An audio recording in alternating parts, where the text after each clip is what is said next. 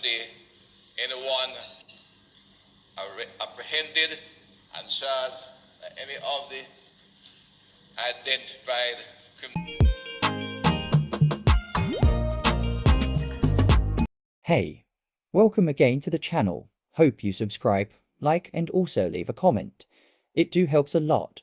Do appreciate all those who have subscribed already. There is a new firearm regulation in effect. It was announced by the Minister of National Security, Dr. Horace Chan recently. He announced to the nation that there was a new Firearm Regulation Act that is now in place and will be in effect on the 5th of November. He mentioned that there is also a gun amnesty that will be in effect also on the 5th of November. He stated that the gun amnesty will last until midnight on November the 19th. Dr. Chang's utterance was that a mandatory sentence of 15 years, if convicted for an illegal firearm offense, or if you're caught smuggling arms, it is an automatic 50 years to life, depending on the circumstances of the situation a specific person or persons may have fallen into. The Minister of National Security addressed Cabinet. He lamented that the Cabinet should expect more fatal drop-ins by the JCF.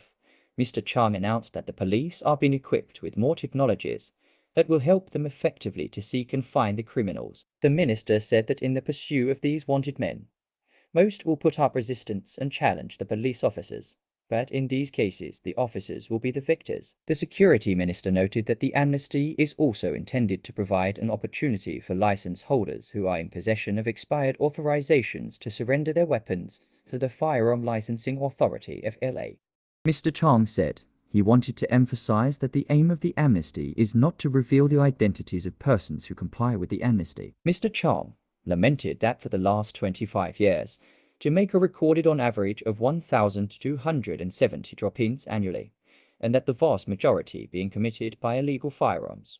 Hopefully, this law of mandatory 15 years to life sentences will have a tremendous effect on the crime rate, to deter persons with guns and those who are thinking to get one in their possession to cease and desist from the idea. This will not have a significant impact overnight, but it will gradually work in over time. Smugglers will now have to think before trying to smuggle anything, with fears they could be facing a 50 years to life in prison sentence. That breaches under this act will now be subject to a new range of penalties dealing with prohibited weapons, that is, ranging from 15 years to life imprisonment. As of today, anyone apprehended and charged any of the identified criminal breaches under this act will now be subject to a new range of penalties dealing with prohibited weapons, that is, ranging from 15 years to life imprisonment.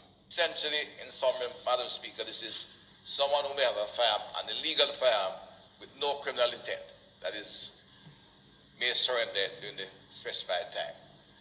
It's not just a criminal changing of mind. There are individuals who may have inherited a firearm, from grandfather, uncle, or otherwise. They have had it locked in a safe and just not paid the attention to it. There might also be young men living in a tough community who are honest, hard-working individuals. They might have applied for a firearm license, they didn't get it.